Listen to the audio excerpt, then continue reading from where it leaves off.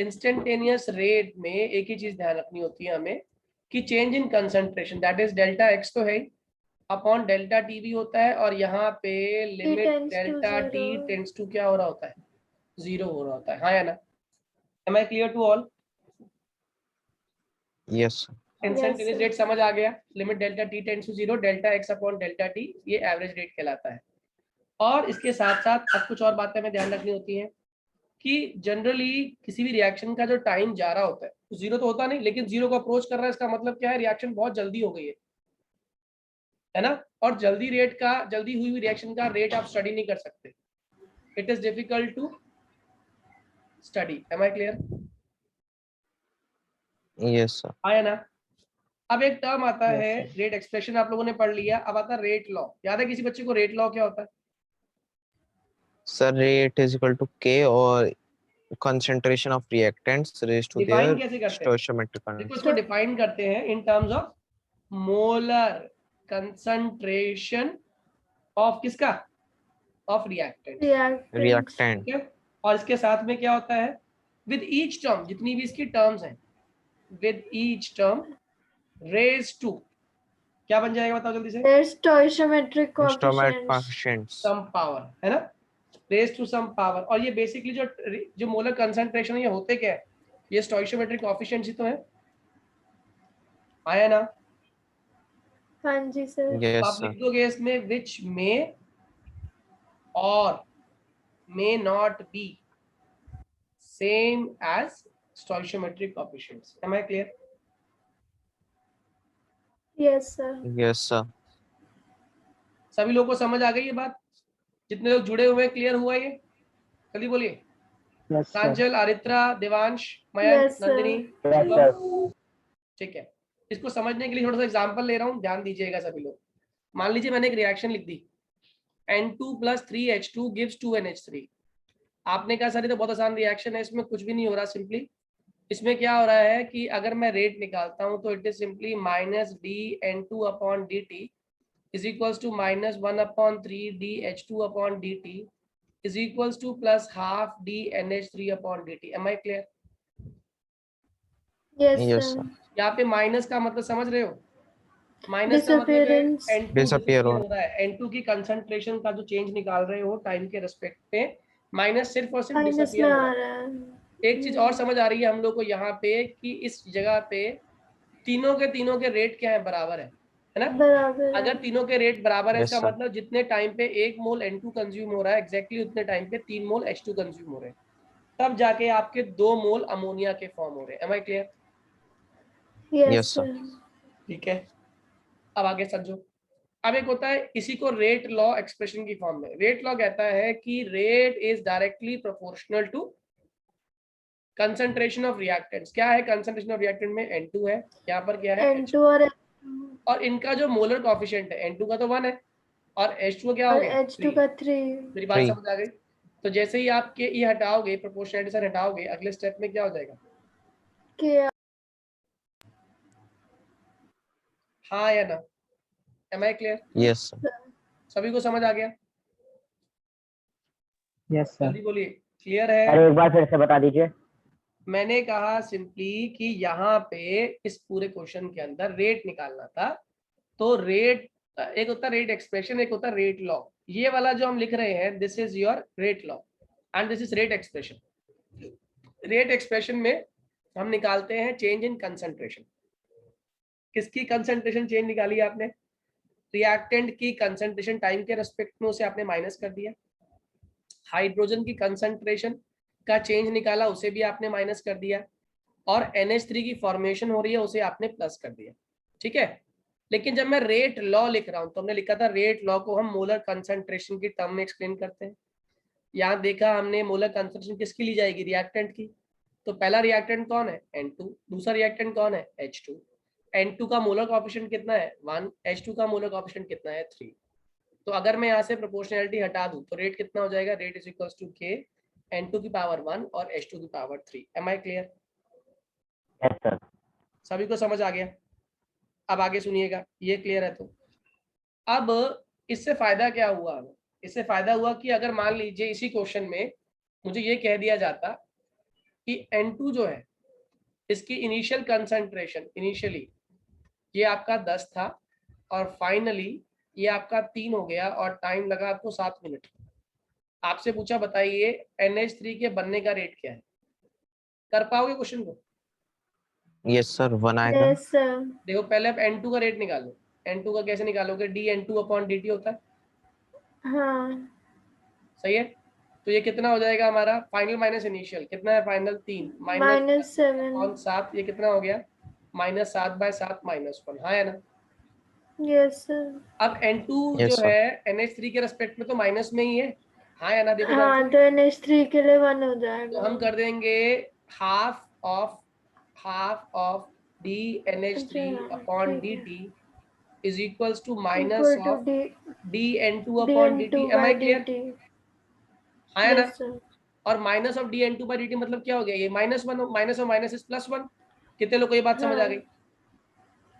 आ गई सर। तो बताओ आ डी गई सर। सर एक बार फिर से बता दीजिए। बता रहा हूँ dNH3/dt क्या हो गया? 2 × 1 दैट इज 2। कितने लोगों को पूरी बात समझ आ गई? फिर से रिपीट कर रहा हूँ, मैंने कहा हमारे को N2 का कंसंट्रेशन का बदलाव दिया हुआ है कि इनिशियली कितना है और फाइनली कितना है। इनिशियली 3 है तो 10 है और फाइनली 3 है और टाइम लग रहा है 7 मिनट। तो हमने क्या किया? Final minus initial that is 3 - 10 upon कितना लिया टाइम आपने? 7। तो -7/7 कितना हो गया? -1 आ गया। ठीक है, ये N2/dt का कंसंट्रेशन चेंज कितना आ रहा है? -1 आ रहा है। मैंने कहा अगर आप ऊपर देखें ध्यान से तो यहाँ पे आपने नोटिस किया होगा कि NH3 के रेस्पेक्ट में NH3 के रेस्पेक्ट में जो आपका N2 है वो क्या है? नेगेटिव वैल्यू है। क्यों बेटे? मयंक बात समझ आ यस रही है? सर। तो मैंने क्या किया? 1/2 dNH3/dt is equals to minus of dN2/dt। बोलो क्लियर है? Yes sir. Minus of minus क्या होता है? प्लस। तो वैल्यू कितनी हो गई? वो जो -1 था वो क्या बन गया? +1। तो बताओ dNH3/dt कितना हो गया? क्रॉस मल्टीप्लाई कर दो टू। हाँ या ना? Yes sir. अब आगे आ जाओ नेक्स्ट टॉपिक। अब इसके बाद एक टॉपिक आता है जो आप लोग अच्छे से जानते हैं, उसको बोलते हैं हम लोग ऑर्डर ऑफ रिएक्शन। याद है? ऑर्डर बेसिकली कुछ नहीं है, ऑर्डर सम है, पावर्स का सम है। कहां से निकालते हैं? जैसे मान लीजिए AA + YB गिव्स प्रोडक्ट है, ठीक है।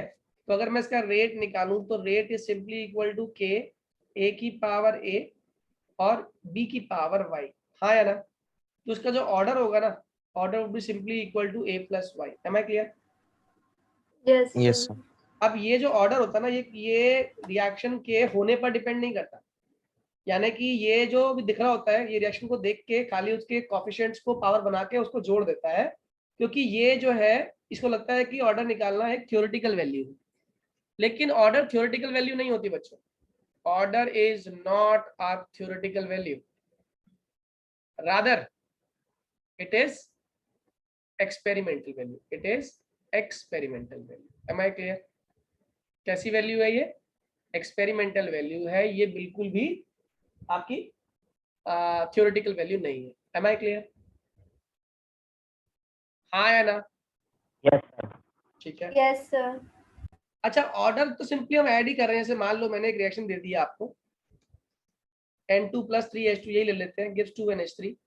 आपसे कहा ऑर्डर निकालो तो आपने कहा ऑर्डर हो गया 2 + 3, वो sorry 1 + 3 that is equal to 4। लेकिन आप लोग जानते हैं और ये बात समझ अगर पढ़ा भी आपने, किसी भी रिएक्शन का ऑर्डर सेकंड ऑर्डर से बड़ा तो हमने पढ़ा ही नहीं आज तक, है ना? Yes sir. और आपके सिलेबस में सिर्फ और सिर्फ 0 और फर्स्ट ऑर्डर है। तो ऑर्डर जो होता है रिएक्शन का, it can not exceed second order, हाँ या ना? तो जो 4 आ रहा है, आप तो कह रहे हो आपको तो 4 आ रहा है, जो 4 आ रहा है वो तो आप खाली रिएक्शन को देख के कह रहे हो ना। असल में रिएक्शन का जो मैकेनिज्म है वो तो मुझे पता ही नहीं है ना, मैकेनिज्म क्या है आई डोंट नो। तो अगर मैकेनिज्म पता हो, मैकेनिज्म क्या होता है? Basically steps involve in the reaction, है ना? तो अगर मुझे रिएक्शन में मैकेनिज्म पता हो तो उस मैकेनिज्म में डिफरेंट स्टेप्स से रिएक्शन हो रही होगी, और उन स्टेप्स में से सबसे स्लोएस्ट स्टेप कौन सा स्टेप? सबसे स्लोएस्ट स्टेप कैसा हो जाएगा आपका? Rate determining step. Am I clear? ठीक है, तो आपका रेट लॉ उससे निकलता है, आपका रेट लॉ कायदे से उससे निकलना चाहिए, उस रेट डिटरमाइनिंग स्टेप। जैसे एग्जांपल लेता हूं मैं, देखो ध्यान से, यही मान लो जैसे N2 + 3H2 को तोड़ता हूँ, गिव्स 2NH3 मुझे दिखाई दे रहा था, इसका ऑर्डर मैंने 4 लिख दिया। अब इसका मैकेनिज्म बताता हूँ। मैकेनिज्म क्या है? N2 + 2H2 gives 2NH2। अगले स्टेप में 2NH2 + H2 गिव्स 2NH3। सही है, इसको ऐसे भी कर सकते हैं, N2 + H2 गिव्स 2NH। अगले स्टेप में 2NH + H2 गिव्स 2NH2। ऐसे हो गया। ये रिएक्शन का सबसे स्लो स्टेप था मैकेनिज्म में। ये फास्ट है, ये भी फास्ट है। तो आप मुझे बताओ इस रिएक्शन का रेट कैसे डिटरमाइन करोगे? Which step is the determining step? This one? Sir N2 सबसे + ऊपर वाला H2 वाला है ना? तो इसका रेट लॉ होगा, rate is equals to K N2 की पावर 1 और H2 की power 1, the order comes out to be. जल्दी बोलो। 2। और ऑर्डर तो हमारा कितना दिखाई दे रहा था? 4। तो यहाँ से पता चला जो हमें दिखाई दे रहा होता है वो होता नहीं है ना। हमेशा ये एक एक्सपेरिमेंटल क्वांटिटी है, थ्योरेटिकल वैल्यू नहीं है। Am I clear? जल्दी बोलिए हाँ या ना। क्लियर है Yes, बच्चों? sir. ठीक है। अब मान लो क्वेश्चन एग्जाम में आ गया आपको, ये क्वेश्चन है, जैसे मान लीजिए H2 + I2 गिव्स 2HI, और यहाँ पे लिख दिया उसने rate is equals to K H2 की पावर हाफ और I2 की पावर हाफ। आपसे पूछो बताओ ऑर्डर कितना है इसका? ऑर्डर क्या लिख कर आओगे? 1. ऑर्डर हो गया 1। पता है कैसे? Half + half 1। ये मत लिख के आना 1 और 1, इसको लिखूंगा क्योंकि आपको रेट दे रखा है। अगर आपको रेट दे रखा है तो ऑब्वियस सी बात है कि रिएक्शन के अंदर आपको सिर्फ और सिर्फ उस स्टोइशियोमेट्रिक कोएफिशिएंट्स की पावर को ऐड करना है। Am I clear? आया ना? जल्दी बोलिए। Yes, sir. अगर ये Yes, क्लियर हो sir. गया तो अगर मैं आपसे कहूं कि इसकी यूनिट निकालो, बताओ पहले रेट की यूनिट क्या होती है? मोल Mole पर liter पर inverse. सेकंड, मोल पर लीटर पर सेकंड, राइट? सही है। के को ऐसे ही रहने दिया मैंने। Yes, sir. H2 क्या होता है? ये H2 क्या है? बेसिकली कंसंट्रेशन को डिनोट कर रहा है ना, दैट इज मोल पर लीटर की पावर हाफ। ये भी क्या हो गया? मोल पर लीटर की पावर हाफ। मेरी बात समझ आ रही है? मोलारिटी तो है, ये स्क्वायर ब्रैकेट मतलब मोलारिटी। क्लियर है? Yes, sir. अरे बाकी लोगों को क्लियर हुआ? Yes, sir. तो मोल पर litre upon second is equals to K mole की पावर हाफ अपॉन लीटर की पावर हाफ, इनटू में क्या है? मोल की पावर हाफ और लीटर की पावर हाफ। हाँ या ना? बताओ आंसर क्या आने वाला है? के इसमें सेकंड इनवर्स हो जाएगा। Sir, बहुत second बढ़िया, verse हो क्योंकि जाएगा. लीटर खत्म हो जाएगा सारा ही, ये दोनों हाँ, मिलके इसे खत्म मोल कर भी देंगे, खत्म हो ये दोनों जाएगा। मिलके इसे खत्म कर देंगे, खाली क्या रह जाएगा? के की value 1/2 second. K is equal to 1/2 second, that is equal to second verse. कितने लोगों को मेरी बात समझ आ गई? आ गई। सभी लोगों को समझ आ गई? Kindly revert, just raise your hand अगर समझ आ गया तो। आदित्य, देवांश, मयंक? आ गया। ठीक है। आगे. शुभम, नंदनी, क्लियर है तो हाथ खड़ा करो एक बार। चलिए, अब आगे आता है हमारा एक और टर्म होती है मॉलिक्युलरिटी। ये एग्जाम में बहुत पूछा जाता है बच्चों, डिफरेंस आता है इनका मॉलिक्युलरिटी और ऑर्डर के बीच में। Molecularity elementary step, basically elementary step first step नहीं होता। एलिमेंट्री स्टेप वो स्टेप होता है जिसमें रिएक्शन में रिएक्टेंट्स ने पूरा टाइम लिया अपने आप को रीअरेंज करने के लिए। या मैं इसे इनडायरेक्टली कहूं तो रिएक्शन का कहीं ना कहीं जो स्लोएस्ट स्टेप होता है ना, उसको हम लोग एलिमेंट्री स्टेप मान लेते हैं, क्योंकि उस दौरान एनर्जी का एक्सचेंज बहुत हो रहा होता है, रीअरेंजमेंट बहुत अच्छे से टाइम से होती है और प्रोडक्ट फॉर्मेशन के चांसेस बढ़ जाते हैं। Am I clear? Yes. तो एलिमेंट्री स्टेप में कितने पार्टिकल्स, कितने पार्टिकल्स इफेक्टिवली कोलाइड कर रहे हैं? क्या कर रहे हैं? एलिमेंट्री स्टेप ऑफ रिएक्शन में कितने पार्टिकल्स इफेक्टिवली कोलाइड कर रहे हैं? क्या कहलाती है रिएक्शन की? मॉलिक्युलरिटी। ठीक है, यानी कि अगर एक रिएक्शन में मान लीजिए ए पार्टिकल है, यहां से बी पार्टिकल आ रहा है, यहां से सी पार्टिकल आ रहा है, ये इससे टकराएं तो टकराएं दोनों एक टाइम पर, तब इस रिएक्शन की मॉलिक्यूलरिटी 2 होगी। मेरी बात समझ आ रही है? क्या कहा मैंने? अगर दोनों के दोनों सेम टाइम पर एक साथ पार्टिकल्स इस सिंगल पार्टिकल से टकराएंगे तो इसकी रिएक्शन की मॉलिक्यूलरिटी 2 होगी, यानी कि 2 particles can simultaneously call at that moment. मेरी बात समझ आई है? yes sir. सबको समझ आया? Yes, sir. ठीक है, तो जनरली क्या होता है, किसी भी रिएक्शन की मॉलिक्यूलरिटी 2 से ज्यादा नहीं हो सकती। याद रहेगा क्या कहा मैंने? मैंने किसी क्या कहा? रिएक्शन की किसी भी मॉलिक्यूलरिटी रिएक्शन की 2 से मॉलिक्यूलरिटी 2 से ज्यादा नहीं हो सकती। और इसीलिए हम जो रिएक्शन का रेट स्टडी करते हैं वो 0 ऑर्डर, फर्स्ट ऑर्डर या मैक्सिमम सेकंड पढ़ते हैं, लेकिन आपके सिलेबस में सेकंड ऑर्डर भी नहीं है। हम लोग 0 और फर्स्ट ऑर्डर को पढ़ेंगे। आए ना? क्लियर है sir. चलिए, अब एक चीज और सीख लीजिए, एक रेट कांस्टेंट की यूनिट निकालना सीख लीजिए। रेट कांस्टेंट की हम यूनिट कैसे निकालते हैं? बड़ा आसान तरीका है, एक जनरल फॉर्मूला सीख लो। रेट कांस्टेंट की हम यूनिट कैसे निकालें? उसने कहा अगर अलग अलग टाइप की आपको रिएक्शन दे दें, 0 order, first order, second order, तो कैसे निकालते हैं रेट, ये समझ लीजिएगा। इसका फॉर्मूला होता है mole litre inverse 1 minus n second inverse. क्या फॉर्मूला है? मोल लीटर इनवर्स और क्या पावर है 1 माइनस एन, साथ में क्या है second inverse. Am I clear? अगर 0 ऑर्डर है, yes sir. 0 ऑर्डर में एन की वैल्यू क्या होती है बच्चों? एन की वैल्यू 0। फर्स्ट ऑर्डर में एन की वैल्यू क्या हो गई? एन की वैल्यू 1। सेकंड ऑर्डर में एन की वैल्यू क्या हो गई? एन की वैल्यू 2। उठा के पुट कर देना, आंसर आ जाएगा। देखो पहले वाले केस में तो सेम ही रहेगा, ये पहले वाले केस में ये यूनिट रहेगी। जब n इक्वल्स टू 1 हो जाएगा तो खाली आंसर क्या रह जाएगा? Second inverse. और n इज इक्वल्स टू 2 में 1 माइनस 2 क्या होता है? -1। सबके साइन चेंज हो जाएंगे, ये हो जाएगा मोल -1 लीटर, साथ में second inverse. Am I clear? हाँ या ना? yes sir.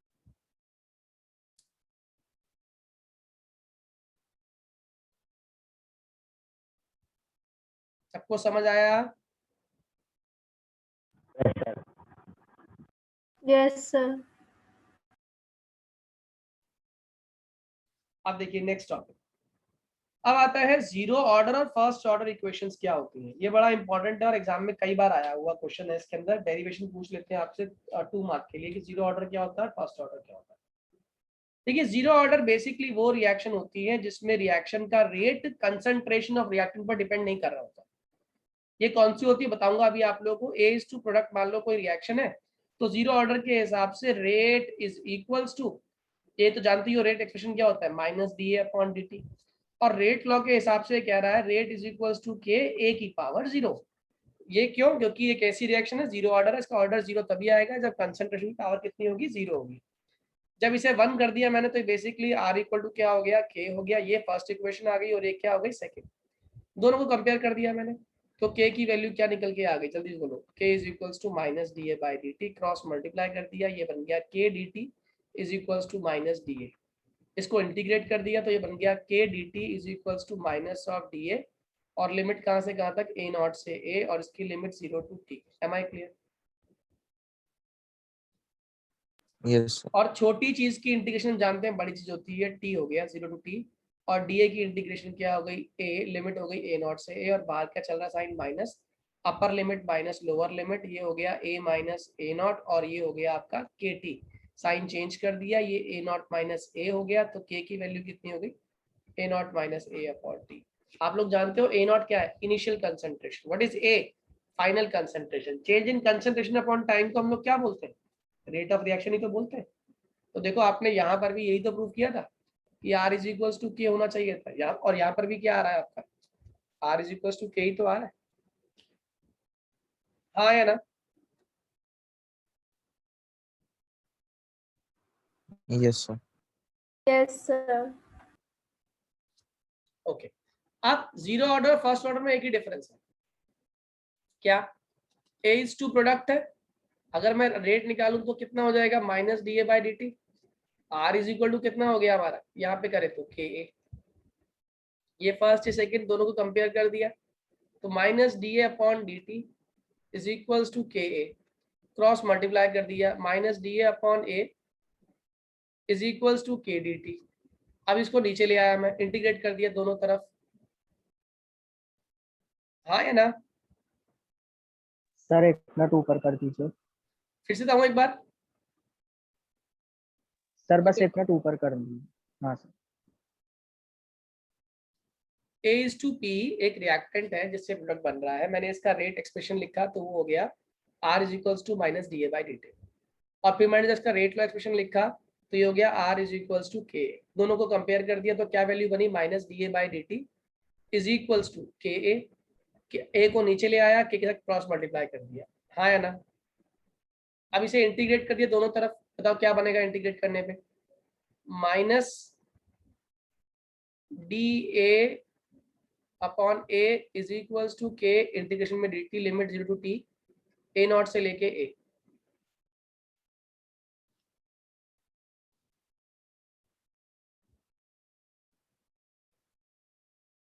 आया ना? Yes, sir. D A by A is log A, और लिमिट कहां से कहां तक? ए नॉट से ए, और बाहर क्या चल रहा है? माइनस चल ही रहा है, इक्वल्स टू के ऐसे ही रखा, लिमिट क्या है? dt की इंटीग्रेशन, dt की इंटीग्रेशन क्या होती है? t, है ना? लिमिट कहां से कहां तक? 0 टू t, ठीक। तो अब ये हो गया log a minus log a not, और बाहर क्या चल रहा है? माइनस, सही है? Yes, sir. इक्वल्स टू क्या आ रहा है? kt। अब मैंने साइन को चेंज कर लिया अंदर, बताओ क्या बना? log a not minus log a N is not equal to minus. k।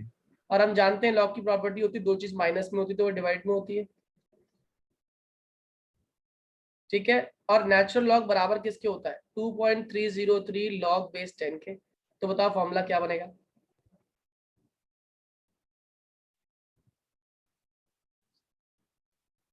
हाँ या ना? तो बताओ what is the value of K? 2.303 2.303 upon upon t log a naught upon a। Am I clear to all? अरे हाँ या ना, जल्दी बोलो। Yes, sir. सबको समझ आ गया? Yes sir.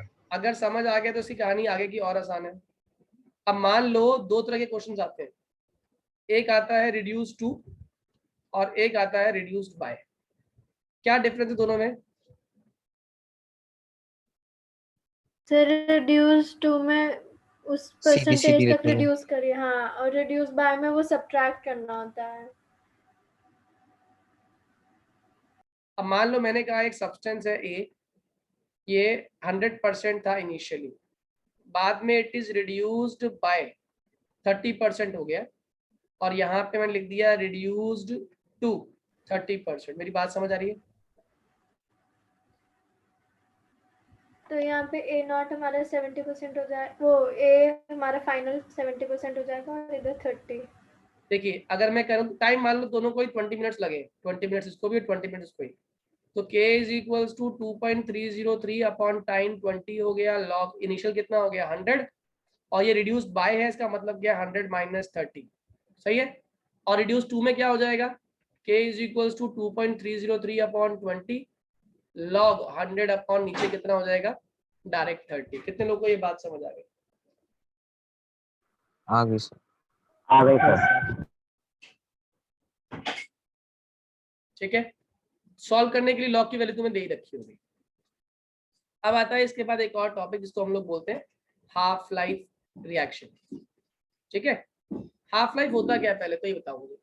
एक ऐसी रिएक्शन जिसमें कोई भी रिएक्टेंट अपने इनिशियल कंसंट्रेशन के क्या हो जाए? लगातार आधा हो जाए, उस टाइम पीरियड को हम लोग क्या बोलते हैं? हाफ लाइफ बोलते हैं। Am I clear? Yes, sir. क्या बोला मैंने? रिपीट करो तो बच्चा। एक्सेप्ट विश्वास?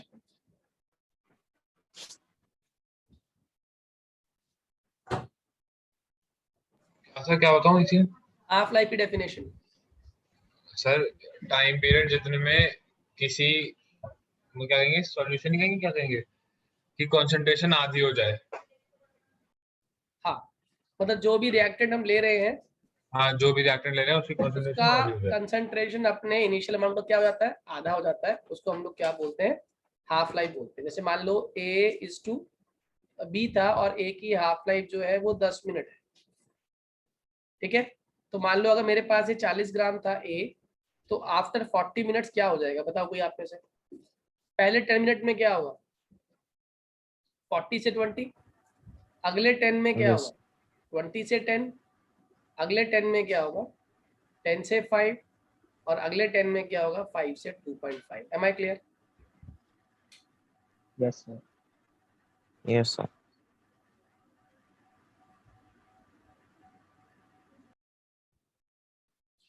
क्लियर है? अब हाफ लाइफ भी फॉलो क्या करती है, फर्स्ट ऑर्डर मैकेनिज्म ही फॉलो करती है। कैसे? k is equals to 2.303 upon t को लिख दिया टी हाफ लॉग। इनिशियल तो ए नॉट रहेगा, लेकिन हाफ लाइफ में क्या हो रहा है, सब्सटेंस अपने इनिशियल अमाउंट का क्या हो रहा है, आधा हो रहा है। तो ये हो गया ए नॉट बाय 2। देखो ना, इनिशियल ए नॉट था तो फाइनली कितना हो गया वो, ए not bye 2। Yes, sir.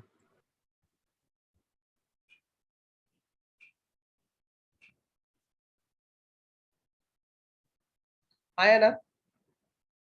Yes, sir. Yes, sir.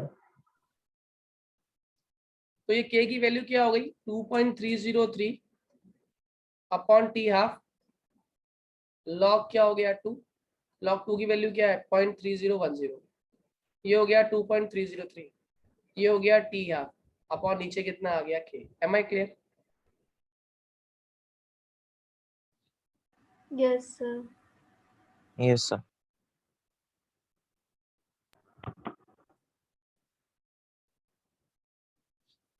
इसका आंसर सॉल्व करने में कितना आता है पता है, 0.693 0.693. Upon K. ये टी हाफ की वैल्यू आ गई। तो अगर कोई आपसे पूछे how many number of half lifes निकालनी है आपको, तो एक डायरेक्ट फॉर्मूला होता है, amount left is equals to 1/2 की पावर n। जैसे मान लो मैंने कहा 5 minute half life time period है, हाफ लाइफ पीरियड है, तो सब्सटेंस हो गया 1/64 ऑफ इट्स इनिशियल। बताओ कितने टाइम में हुआ होगा। तो हम क्या करेंगे, 1/64 इज इक्वल्स टू 1/2 की पावर n, और 1/64 को मैं क्या लिखूं, 1/2 की पावर 2 की पावर 6 इज 5 इक्वल्स टू 1/2 की पावर n। सही है? n की वैल्यू कितनी आ गई, 6। क्लियर है? 6. Yes, sir. आया ना? एक हाफ लाइफ का टाइम पीरियड कितना होता है, 5. तो 6 हाफ लाइफ क्या हो जाएगी, 30 मिनट्स। कितने लोगों को बात समझ आ गई? आ गए। Okay, sir. इस चैप्टर का लास्ट टॉपिक समझ लो, जिसको हम लोग बोलते हैं pseudo unimolecular reaction. Pseudo unimolecular reactions क्या होती हैं, ऐसी रिएक्शंस जो दिखती हायर ऑर्डर की है मगर निकलती किसी और ऑर्डर की है, फर्स्ट ऑर्डर जनरली। जैसे एग्जांपल के तौर पे ये आपने पढ़ी हुई है रिएक्शन, डी एस्टरिफिकेशन कहते हैं इसको। ये एस्टर है, हाँ या ना? Yes sir. Yes, sir. अगर मैं इसमें पानी डाल दूं तो आपको पता है दो चीजें बनाती है, CH3COH plus C2H5OH। M I clear? अगर इसका रेट निकालने के लिए कहा जाए आपको, तो रेट कितना निकल के आएगा, rate is equals to K, साथ में हो गया CH3COOC2H5, साथ में आ गया H2O काउंट नहीं करेंगे क्योंकि प्योर लिक्विड है। अदरवाइज मुझे क्या लग रहा था, 1 और 1 कितना होता है, 2, 1 और 1 2। तो order was appearing to be more than 1 but it comes out to be 1, that is why it is known as pseudo unimolecular reaction. Am I clear?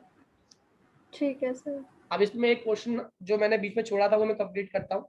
मैंने कहा था कि ये जो रिएक्शंस होती है जीरो ऑर्डर रिएक्शन, ये डिपेंड नहीं करती कंसंट्रेशन ऑफ रिएक्टेंट पे, हाँ या ना? Yes sir. क्यों नहीं करती है बताओ सोच के। असल में ये ना कैटलाइज रिएक्शंस होती है, कैटलिस्ट बेस या कैटलिस्ट डिसाइड करता है इसको, ठीक है। जैसे एग्जांपल के तौर पे अगर एक रिएक्टेंट है,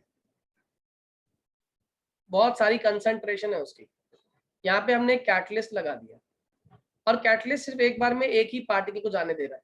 कितने पार्टिकल को? एक ही पार्टिकल। तो चाहे यहाँ पे रिएक्टेंट की कंसंट्रेशन कुछ भी हो,